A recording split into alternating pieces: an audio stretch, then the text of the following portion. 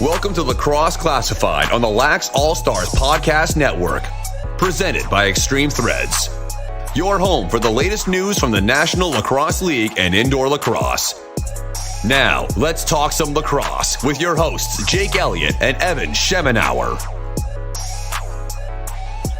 All right, lacrosse fans, you heard the man. Take your seats, ladies and gentlemen, lacrosse fans alike. It's time for Extreme Threads Lax Class. Lacrosse Classified right here on the Lax All-Stars Podcast Network. Jake Elliott, Evan Schemenauer back with you. Another National Lacrosse League week in the books and one more regular season week to go in the NLL season. Week 20 of NLL action is on the horizon. We will look back to Week 19 here momentarily, Evan, as who we had by Stampede Tech is coming up. But what a crazy week in the National Lacrosse League.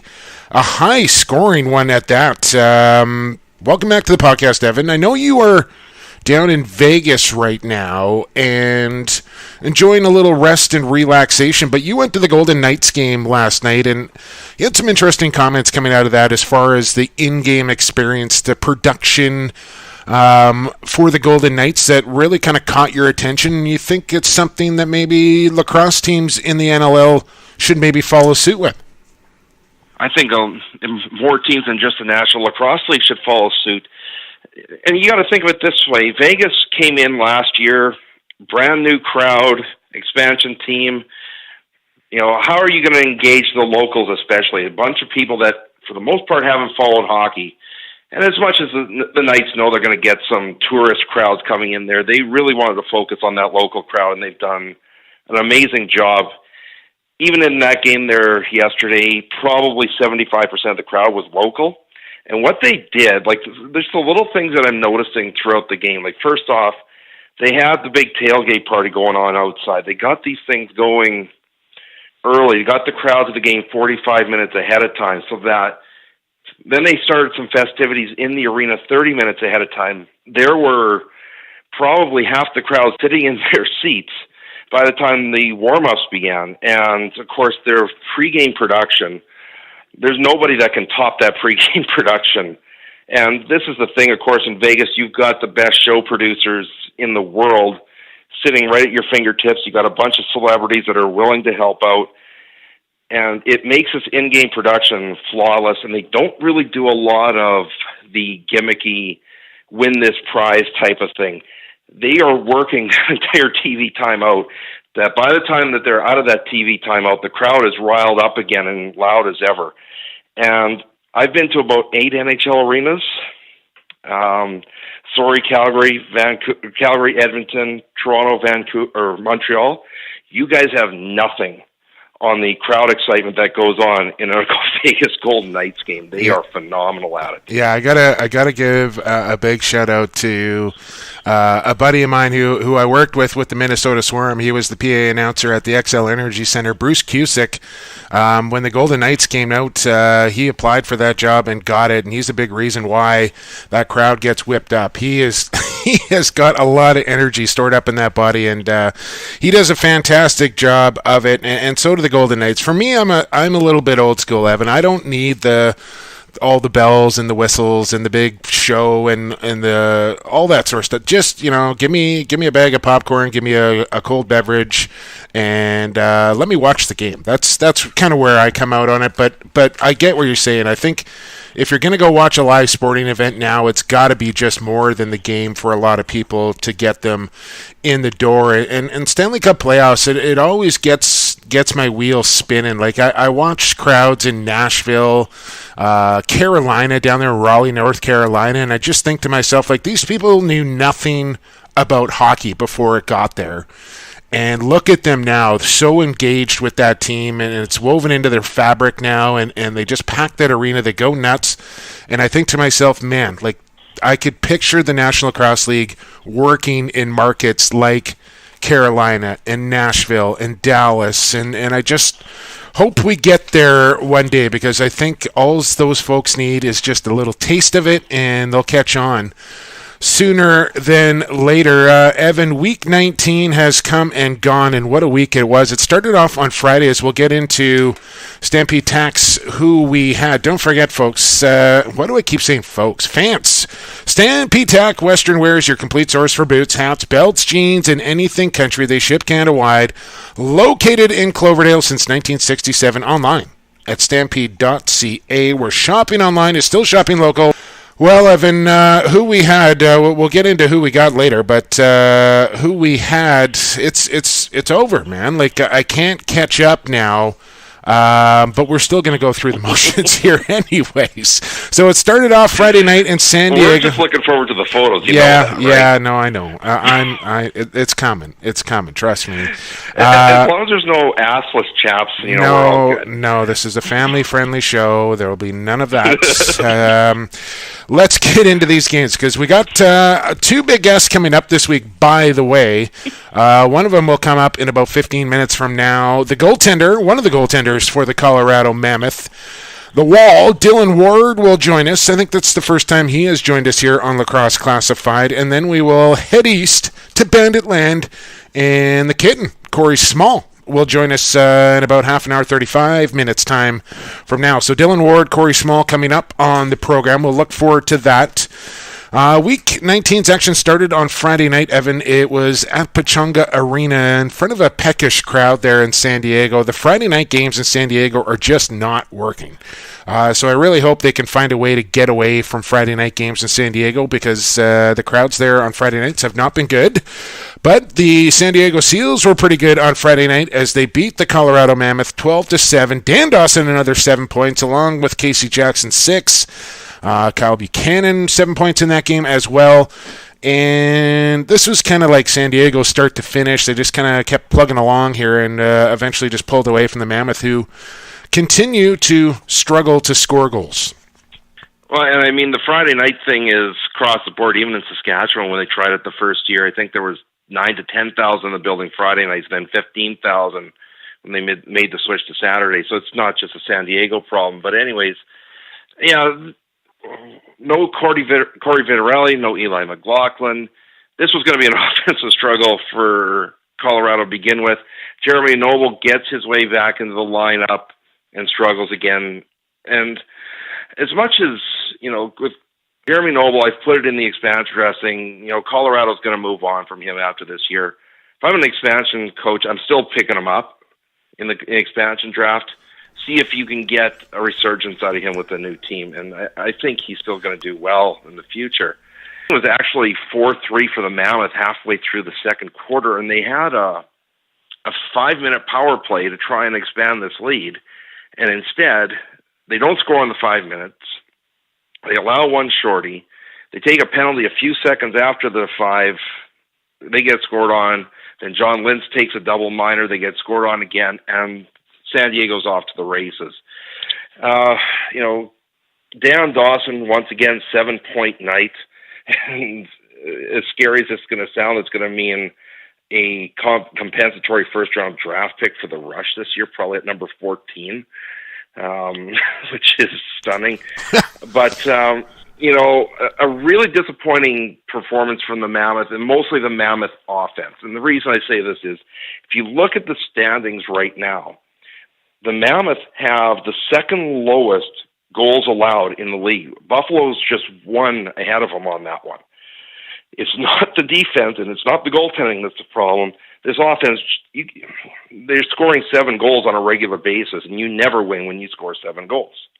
No, it's true. And just to kind of add on to the Jeremy Noble thing, like, the guy has just lost all his confidence, and that's all it is. He just needs to get his confidence back, and I think Jeremy Noble will return to form. I mentioned off the top here, Evan, we got to go quickly because we got to get to Dillon Ward. So let's tighten things up here as we got 4 more games to cover. Philadelphia at Georgia, and this was a shootout down at the Infinite Energy Center. 6-point nights from Rambo Courier and Kyle Moose-Matisse.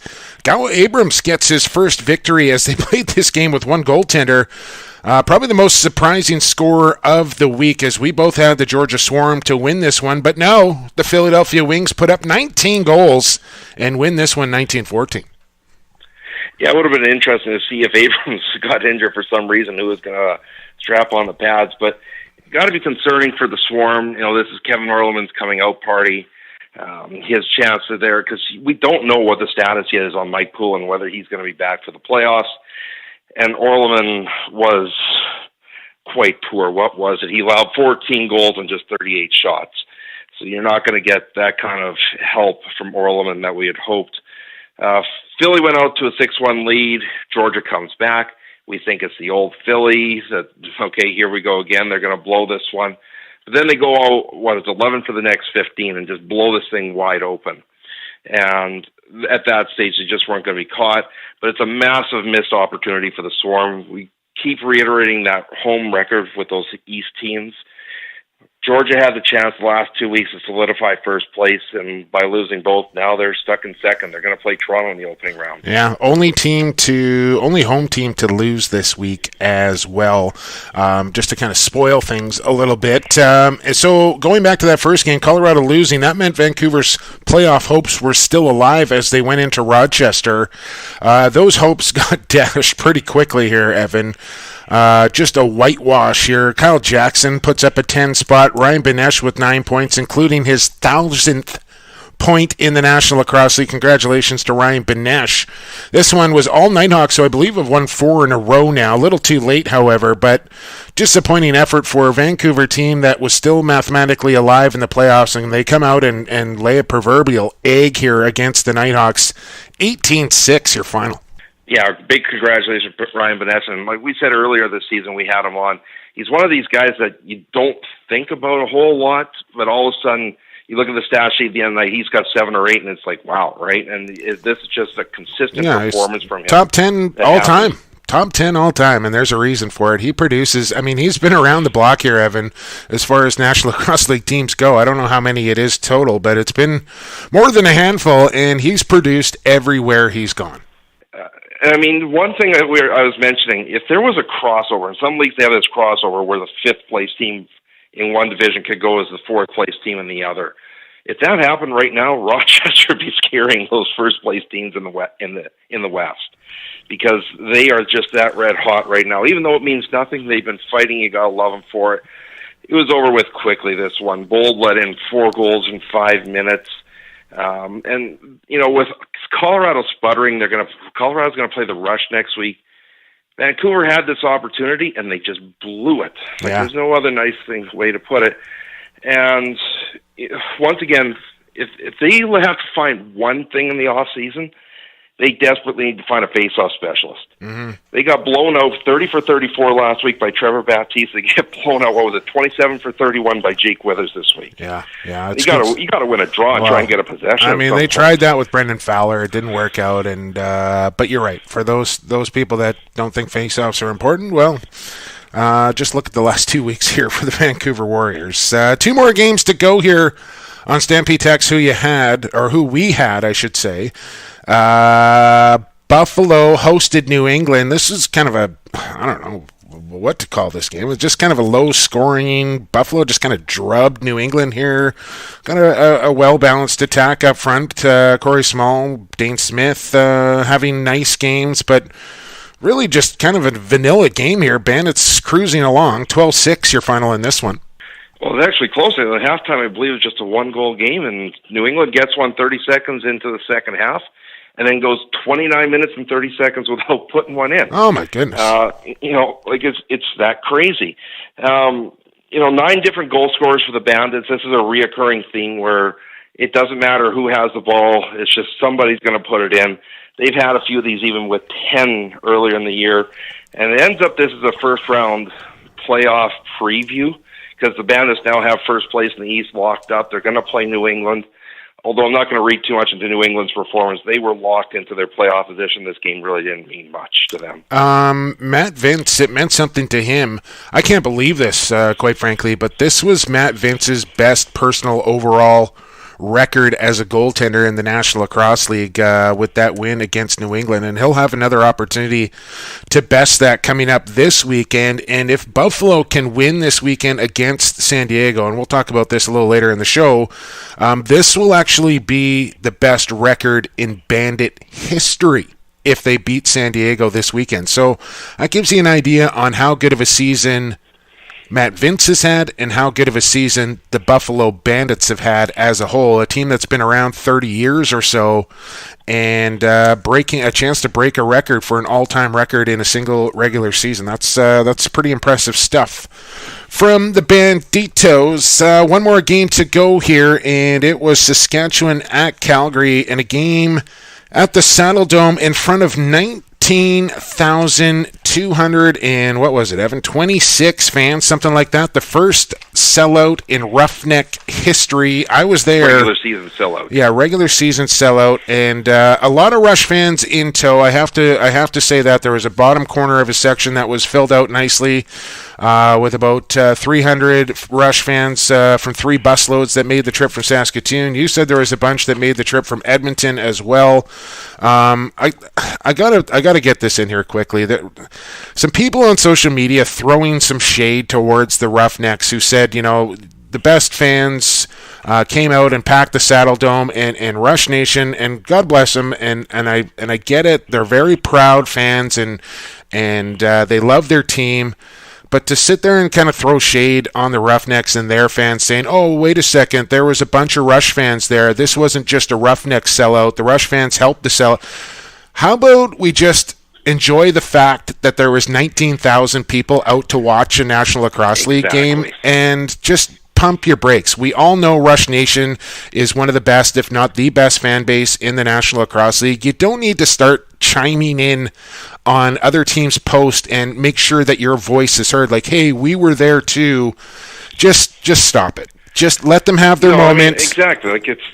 Yeah. So I don't need to. If teams are getting in 18, 19,000 fans to a game, and the revenue's coming in, so these guys can be full-time professionals and everything like that. Yeah. Who cares? Yeah. All I care about is there was 19,000 people, legitimately 19,000 people in the building. Yeah, it was great to see. It was great to see all those fans, and it was great to see Rush Nation in the Saddle Dome. And unfortunately, it didn't work out for Rush Nation in the Saddle Dome, as we'll get to that in a second here. But just let them have their moment. Seriously. Anyways, this game, Evan, unfortunately for Saskatchewan, fortunately for Calgary, was over at halftime. 14-5 the score at halftime. Evan Kirk actually got the start in this game here for the Rush, and it did not turn out very well for Evan Kirk as he was pulled from this game. Jesse King, with his second game, put up 6 points. Dane Doby, who will be named the MVP, mark my words, put up another 8 points, 4 and 4 for Dane Doby. What a season for 44. Just incredible stuff from the veteran there. And Calgary might be the hottest and scariest team in the National Lacrosse League right now, Evan. They are clicking along, coming off that win over Georgia. Now they beat the Rush, and not just beat them, they beat them down. 18-8 the final in this one. No, Dane Doby, there's no question he's the MVP at this stage, and it's not just you and me and a lot of people in the chat group same conclusion that he's got to be the MVP at this stage. Evan Kirk really, really shaky, 10 goals on 20 shots. And as much as Derek Keenan was trying to let him work his way out of it, he was eventually getting to the point where he's just going to continue to lose confidence. And now the question starts to become, who do you start next week? I think they go back to Kirk. I'll throw that one to you. Who do you start? Oh, well, personally, and I'm never going to question Derek Keenan's coaching philosophy or his tactics. I'm just not going to do it. But if it was me, I would have started Adam Shute last week, and then I start Evan Kirk regardless this week, whether they won or lost that game. That didn't happen, and I know they want to go with Evan Kirk in the playoffs, and that's why they tried to get him going in Calgary so he could get more minutes. I was actually a little surprised after they pulled him in the first half. Adam Shute kind of came in and mopped it up, that they didn't go back to Kirk in the second half to try and get him more minutes and get him ready. But I think they're going to go back to Evan Kirk here against Colorado. Again, I don't know if I would do that, but I think that's what they're going to do. And like I said, I would have started Evan Kirk this week, regardless of whether they won or lost last week. So I guess I would start Evan Kirk this week. And if he goes well, then you start Evan Kirk in the playoffs. And if he doesn't, then Adam Schutt's going to be your guy moving forward.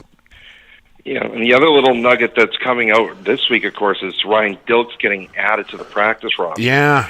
Probably doesn't play this year, but the door's open now. Well, I'll tell you what. He could potentially play. Yeah, we got to get to Dillon Ward here in just a minute. But, I've seen scenarios, and I don't want to get everybody up in a tizzy or whatever, but for guys that are on probation, going through firefighter college, that you have to serve a 1-year probation, and the reason why you do that is so you don't get injured. And, of course, there is a high likelihood of getting injured while you play the sport of lacrosse, and that's why guys have to take the year off. Now, with that being said, if Ryan Dilks has served 7-8 months of his probation and he's got himself into a fire hall and the chief likes him, and maybe the chief likes sports, and maybe the chief even likes lacrosse, and realizes the situation that Ryan Dilks is in, it is up to his fire hall chief to say, you know what, go play. I don't have a problem with it. Some chiefs will say, no, you're going to serve your full year regardless of whether they like you, don't like you, like sports. But there's other chiefs that go, you know what, I think this is going to be a good thing for you. Go play lacrosse.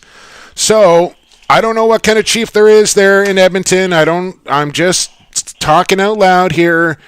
It is entirely a possibility that Ryan Dilks could be activated if he gets the blessing from his fire hall chief there in Edmonton. I'm not saying it's going to happen, not saying it's not going to happen. I'm just saying it could happen. So stay tuned for that. All right, Evan, that was Stempy Tex who we had. How did we both do this week, and what's the overall records now? Yeah, we both went 3-2. We both got Philadelphia wrong. We both got Calgary wrong. I'm 64-31. You're 57-38. And I know you were hard on yourself saying you suck at these picks. The truth of the matter is, you look at this, you're actually quite high up in the standings in almost every other pick'em that's out there. I think I said awful. I didn't think I said I suck. But awful was the adjective that I used, I believe. But no, well, I guess, and then you fired back, well, no, you're just going up against the best. And I don't know if you maybe pulled your shoulder out of the socket trying to pat yourself on the back there or not, but anyways, I got to give you some kudos. So there's no way I can catch you going into week 20 here, but that's okay. We'll make our picks regardless in the final week of the regular season a little later on in the program. But now we got to get to the man they call the wall, Dillon Ward, because he's got high school lacrosse practice coming up. So we'll get a quick chat in here with number 45 of the Colorado Mammoth. Dillon Ward is up next here on Extreme Threads Lacrosse Classified. Associated Labels and Packaging is in the business of creating first impressions. They'll help you reflect your company values accurately by offering solutions that fit your product needs. With the latest in printing technology and over 35 years of experience, Associated Labels and Packaging is the perfect fit for your company to take your labels and packaging to the next level. Hey, this is Derek Keenan, head coach and GM of the Saskatchewan Rush. You're listening to Lacrosse Classified on the Lax All-Stars Podcast Network. Welcome back to Lacrosse Classified here on the Lax All-Stars Podcast Network, where we grow the game one podcast at a time. Big thanks to our friends at Associated Labels and Packaging. They create first impressions, and they do a mighty fine job of that. Associated-labels.com is where you can find them, or their social media at Associated LP, as in labels and packaging. Sean Ashworth, Tosh Nishimura, and the gang down there at Associated Labels and Packaging. Make sure you use them for all your packaging and labeling needs. Joining the podcast now, I think for the first time ever here on Lacrosse Classified, it's number 45 in your Colorado Mammoth program.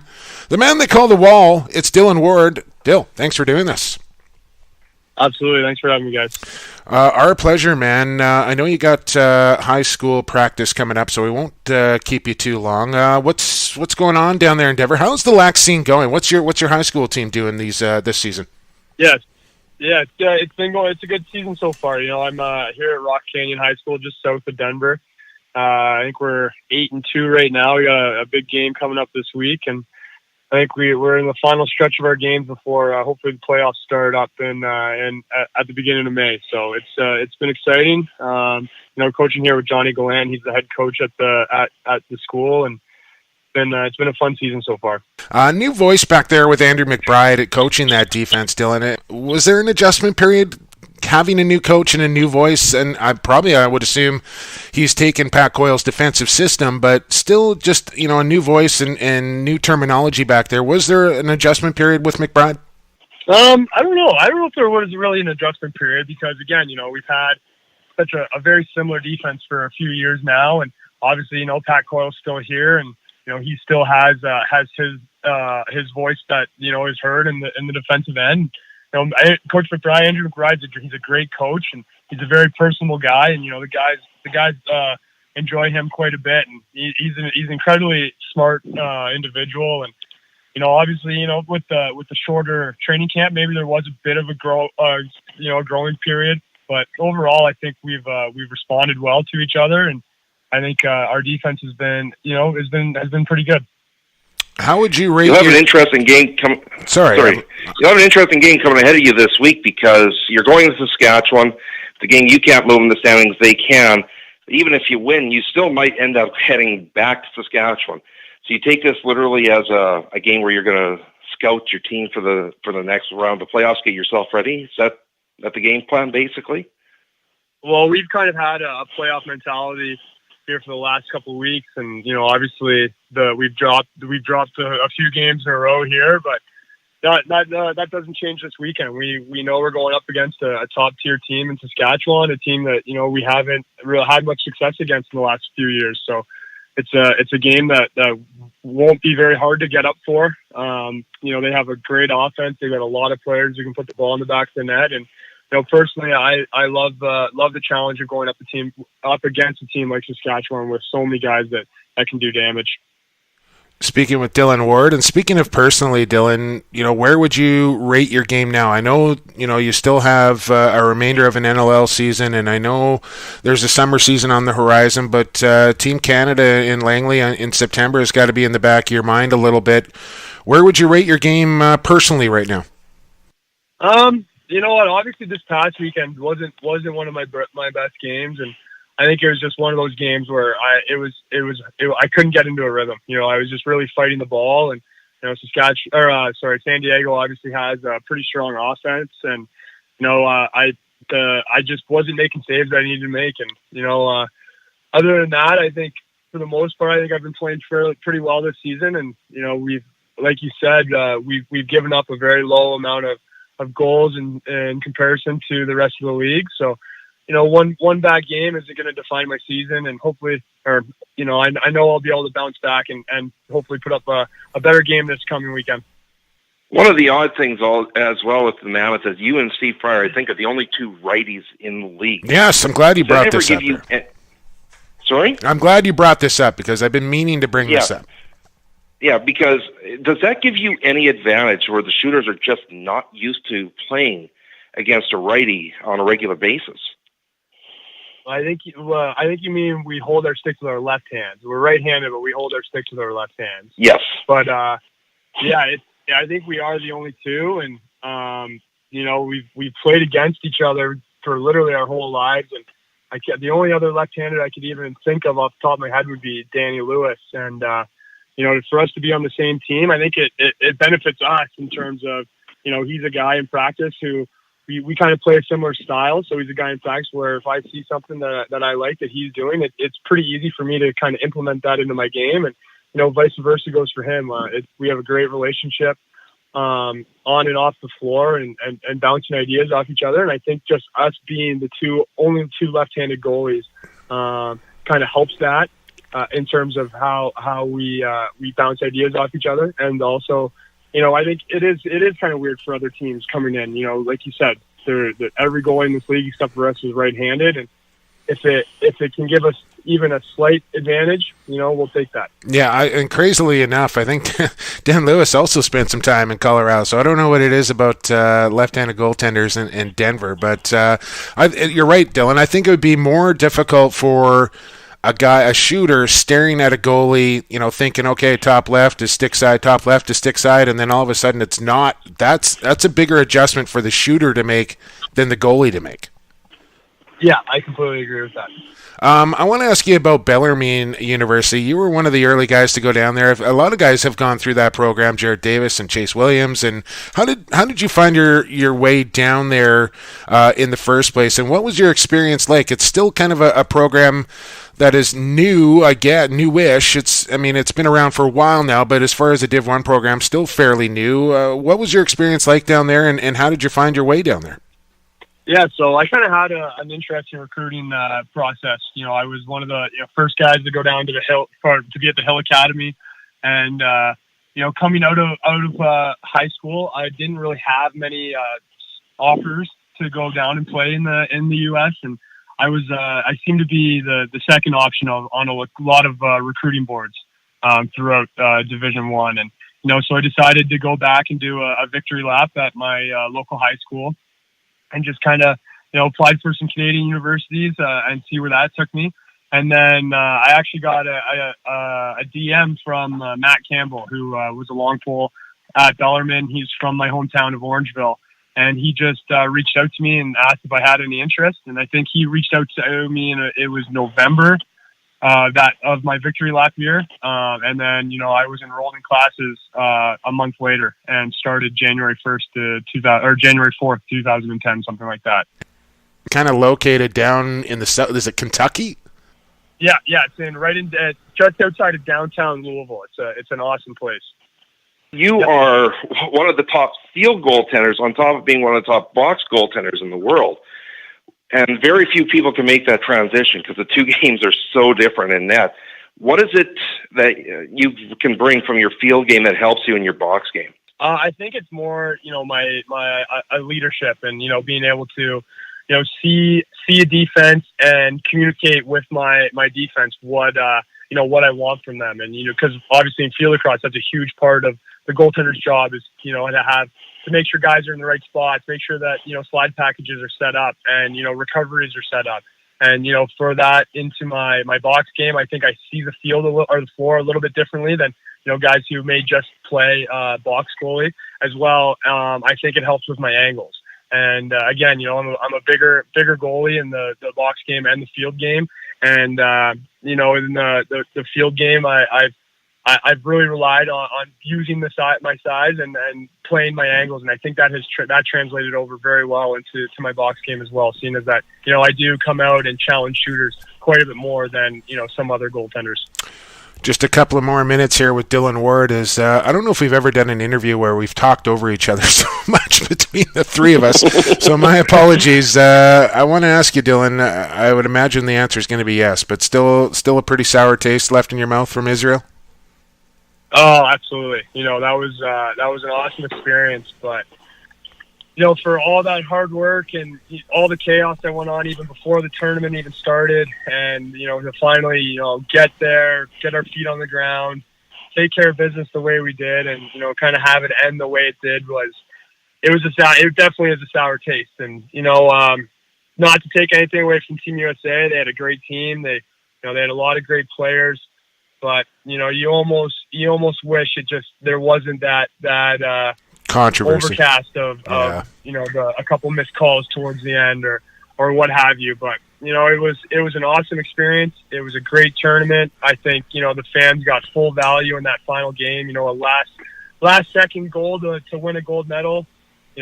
Just a great game overall. And obviously want to come out with the gold. That'll probably be a sour taste that's in my mouth until hopefully I get another crack at that. But a great experience, no complaints other than not coming home with the gold. I'll tell you what, Dillon Ward, somebody posed the question out there on Twitter during that tournament: who is the best lacrosse player on the planet? And my answer was Dillon Ward. I think you're the best field lacrosse goalie on the planet, and I think you're the best box lacrosse goalie on the planet, and that makes you the best lacrosse player on the planet. Dillon, I really appreciate your time here on Lacrosse Classified, and I'm not going to wish you too much luck going into this weekend because you're playing my Saskatchewan Rush, but I look forward to seeing you in the Toon and probably a week later back in the playoffs, man. Yeah, awesome. Looking forward to it, and thanks for having me, guys. Love what you guys are doing, and keep doing your thing. Oh, hey, one more thing before I let you go. I promised our good buddy Jim Ellis I'd get a hashtag good times in there for you if you want to send one back to Jimmer. Absolutely. Hashtag good times is always something I'm looking forward to after a big win. There you go. That's Dillon Ward of the Colorado Mammoth. He will be in Saskatchewan with his Mammoth to take on the Rush this Saturday night. We're going to play on Saturday night at SaskTel Center. He's off to high school practice now, is Dillon Ward, and we are off to break because we got Corey Small coming up on the other side. You're listening to Extreme Threads, Lacrosse Classified on the Lax All-Stars Podcast Network. Pure Vita Labs is proud to bring you the highest quality sports supplements on the market.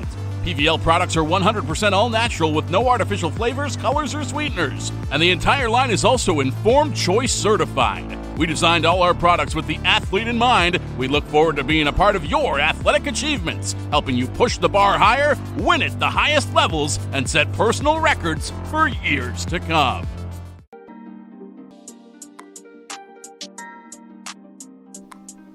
Hey, this is Chris Boucher from the Halifax Thunderbirds. You're listening to Lacrosse Classified on Lax All-Stars, growing the game one podcast at a time. Welcome back to Lacrosse Classified here, Extreme Threads Lacrosse Classified. Pure Vita Labs sponsors Lacrosse Classified. You know that by now. They have the best supplements on the market, all natural products, and lots of lacrosse players using them. You can find them online at pvl.com or at Pure Vita Labs. Anything else would be unsportsmanlike. Speaking of a sportsman, we got one on the program now, making his triumphant return to Lacrosse Classified. It's the man known as the Kitten. Corey Small joins us here on Lax Class. Smallsy, thanks for doing this, man. Awesome. Thanks for having me, guys. Happy to be back on. Oh, we're happy to have you. Speaking of happy, you got to be pretty happy with not only the season that the Buffalo Bandits are having, but the season that you are having personally. Not that you had a bad year last year, but coming off that year previous to that where you were in the MVP conversation and then a bit of a dip and a lot of stuff going on in your personal life and what have you, moving back to Ontario. Do you feel like the old Corey Small is back here with the season you've had with the Bandits this year? Yeah, I mean, I don't know if that 2017 season was maybe one of a kind, but hopefully I can come close to those numbers again. And yeah, unfortunately last year, I don't know what it was. I mean, obviously our team success wasn't very great, so maybe I was a microcosm of that, but it definitely feels like I'm on the right track now and having a much better year this year. You go from a team where you're expected to carry a big load of the offensive output to a team where on a regular basis you guys are having 9 or 10 different goal scorers. You're expected to contribute, but you're not necessarily having to be the show. How big was the adjustment coming from Vancouver over to Buffalo for you? I mean, definitely different. Playing in Vancouver, like you said, I was more expected to carry a lot of the offensive load, myself and Dutchie there, and there was nights where pressure was definitely on. If I didn't have a big night, then the chances of us winning were not as great. So playing in Buffalo this year, it's a total different situation. We've got so much depth up front, and for me, I've had to adjust my game a little bit. Obviously, Dane and Josh Byrne and those guys are pretty athletic guys, so putting the ball in their stick a lot more, and especially another guy, Sean Evans, who's one of the better playmakers in this league. So maybe taking on a role as more of an off-ball player and letting those guys do a lot of the playmaking and creating space and just kind of reacting to what they're doing. What's it like playing for John Tavares, Corey Small? It's awesome. I mean, he was a guy I grew up watching as a kid. He was my favorite player, and living in Southern Ontario, we went to more Buffalo Bandit games than Toronto Rock games as growing up. So he was a guy I looked up to and a guy that I tried to emulate as a player. And I mean, he's an incredible lacrosse mind, and I'm learning a ton from him, just playing for him. And, he does a lot of different things that, different plays, and, he studies a lot of film, and he kind of sets us up as an offensive group to be successful every week. And, it's a cool experience playing for Buffalo and definitely playing for John. And, I'm enjoying every moment of it. Can you pick out one or two things like from him that you've learned specifically that maybe you had really no idea about before you arrived in Buffalo? I wouldn't even, it's just, for me, it's a lot of the focus on the details. And I mean, it's not necessarily things I didn't know in the past, but it's definitely something that is more brought to our attention in this team. And just little things like making sure we're picking inside shoulders and, off ball movement. And I think the biggest things I've noticed too are just kind of some of the set plays we run and things on the power play. Not that other coaches I had didn't run good power plays or things like that, but it almost seems like every week he's got a new play drawn up based on what he's seen in film leading up to the game. So it's just, his mind's always working. He's always coming up with new kind of innovative plays and things that'll work in the game, and a lot of stuff I've never seen before. So, I don't know. I think I've played lacrosse now for, competitive or professional lacrosse now for almost 10 years. And it seems like every team you go on pretty much the same kind of set plays or power plays. And, this is the first time I've been on a team where I've been learning some new stuff in those situations. So it's pretty interesting, and it's kind of neat to see how he does it and the thought process behind it. So, I think he's kind of in a sense, he's a student of the game because he watches a ton of film, even though he's played for so long, and he's definitely coming up with all sorts of new stuff for us, and it's exciting to be part of. And actually, speaking of power plays, you lead the league right now in power play goals with 13. Is it the system that is being implemented that's helping that, or is it you're just getting a little more wide open than you're used to? What's the main contributor to the number of power play goals you managed to get this year? A combination of things. I think, playing in Vancouver, I was probably our primary scorer, myself or Reese, and I think maybe teams focused a lot more on myself shooting the ball, whereas Buffalo this year, we just got so many threats. I mean, Burn up top in a shooting position, Dane on the right side, and myself on the left, and then, Evie down low and Jordan Durst on the other crease. I just think it forces teams to be in a tough situation where they can't really take time and space away from one guy because there's, two other guys that are a threat to shoot the ball. And obviously the playmaking ability of those guys on the power play is second to none. So I think it's just more or less that, teams aren't able to focus on one guy, and it's, and in turn it's opening up opportunities for me. So I'm kind of thankful for that. And we'll kind of see where it goes for the rest of the year, but it looks like that would be my kind of guess. It's just that teams aren't able to really focus on one player.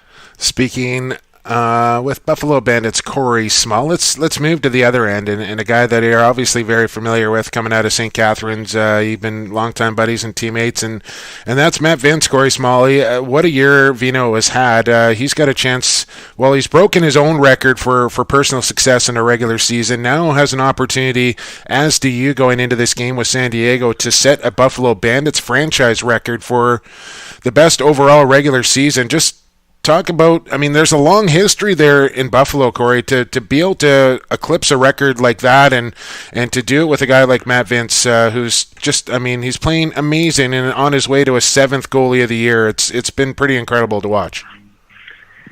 Yeah, there's no real words to kind of describe it. He's incredible. To be in the league as long as he has and to have as much success as he has had in the past, and to see kind of the work he puts in day out, whether it's in practice or, even in the hotel room before games watching film. Like, I don't know if there's any goalie in the league that works as hard as the guy, which is a lot to speak to because he's so talented that he probably doesn't need to maybe work as much, but he does all the stuff behind the scenes that makes for him to be a really good goalie. And we've had a great defense in front of him, but there's been games where he's just been absolutely lights out and saved us a few times. And playing in this league, it's very rare where you see a game where a team's held to under 8 goals, and I think he's done that a few times this year. So, he's just having an incredible year, and I can't think of a guy more deserving of the kind of the accolades he's received. And, rooming with him and traveling with him all year and seeing kind of the work he does on his own time, you're nothing but happy for the guy with all the stuff he's done and the success he's had. Big win on the weekend here against New England, team that you're now ended up going to face in the first round of the playoffs. Obviously, nice to get that one. You get the home floor advantage where the 4 teams in the playoffs are what have combined 29-7 at home this year. So obviously nice to play at home, but also nice that next week you can rest some banged up bodies. You can kind of just go through your systems. It's not, fighting for that first place spot anymore. You're just going to, do your thing the way you normally do. Yeah, I mean, obviously getting home floor advantage is huge, and I mean we're obviously preparing for San Diego this week, and we don't want to look past them because I think they're playing a meaningful game against us. So, and we want to go into the playoffs on a high note. So, like you said, we got a chance where if we do have some banged up bodies, we can rest some guys and get people healthy. But in the same breath, the goal is to win, and we want to go into the playoffs with a winning streak. And I think San Diego's actually, they're a top team in the West, and that's a good test for us and a good tune-up game for us going to the playoffs against our Eastern competitors. So I don't think we're going to take it lightly, and obviously want to come up with a win in that game.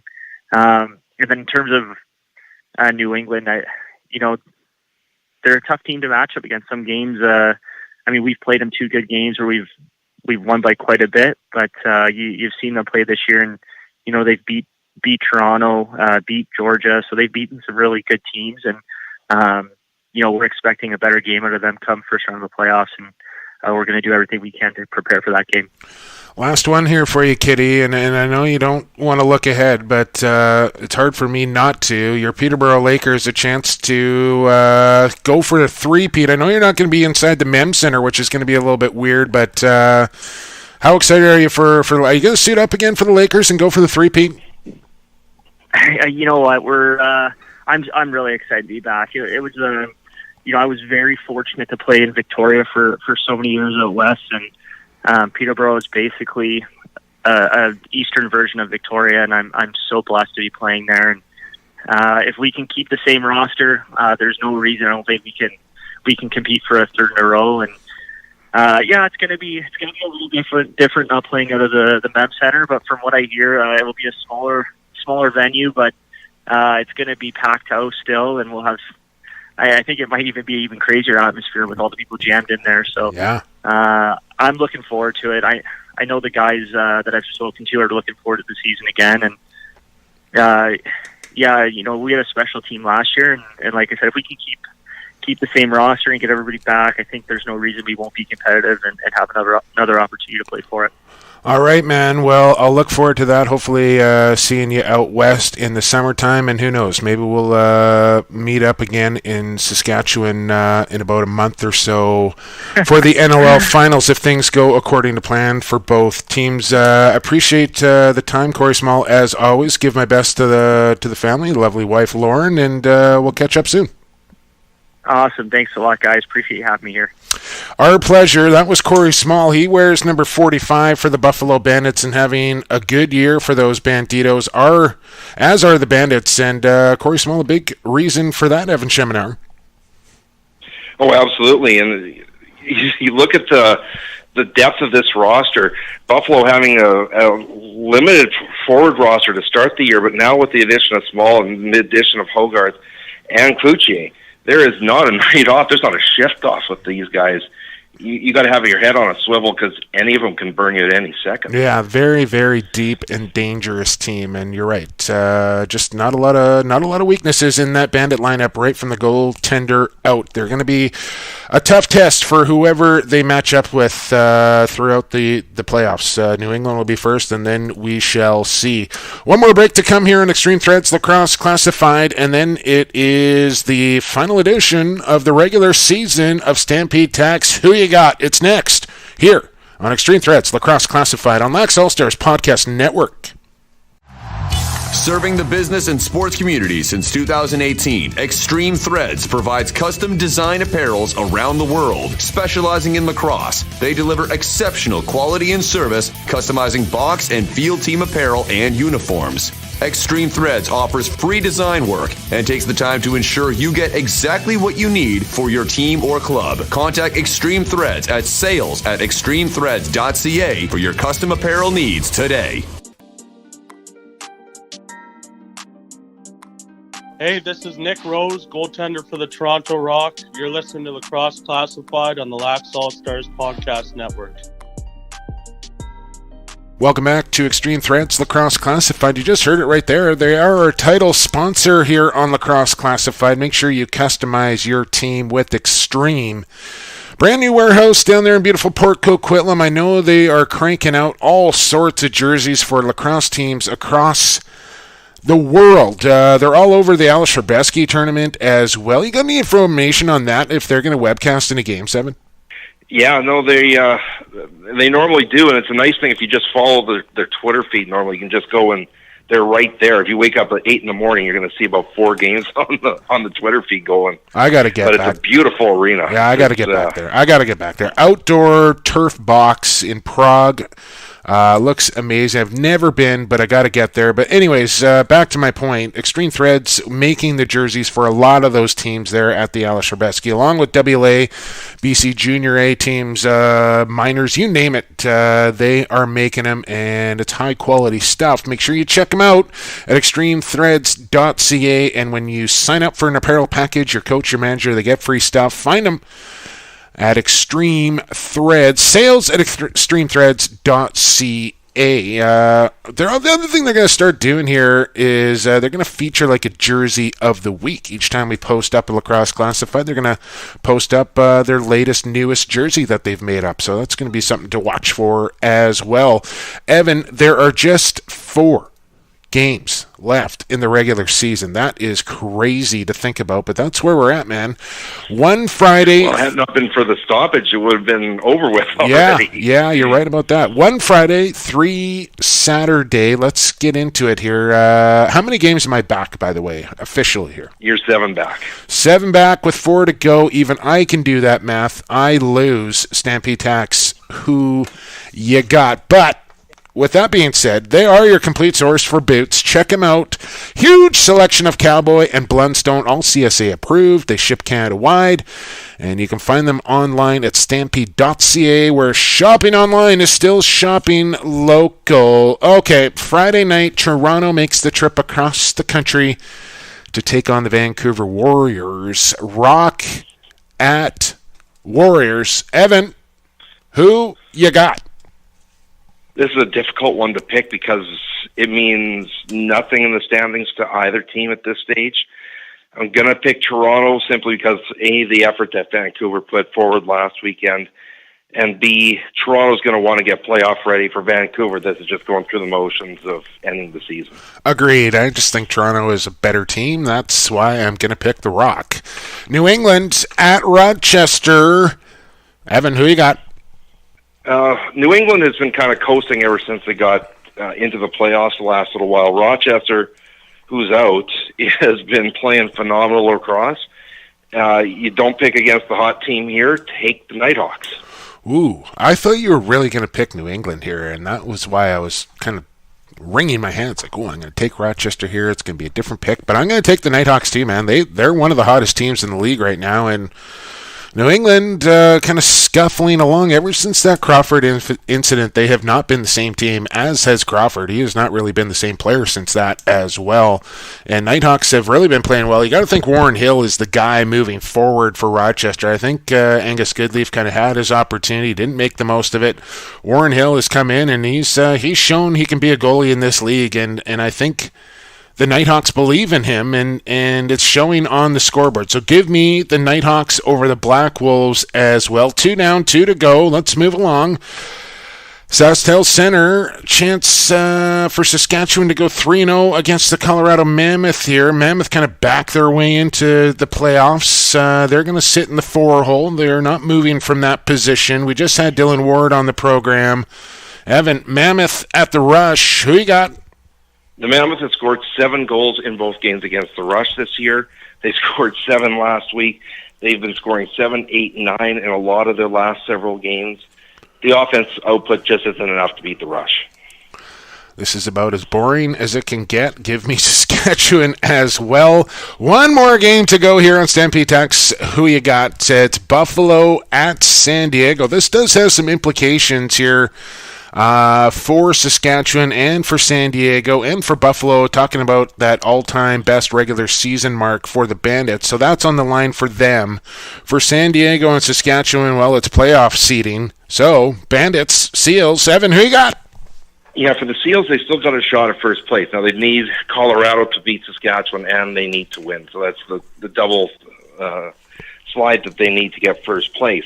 But this game starts just a half hour after the game in Saskatchewan. So they're not going to really know it until the tail end what's going on in the other game. Buffalo is going to take this opportunity to rest some bodies. It's a long trip out there.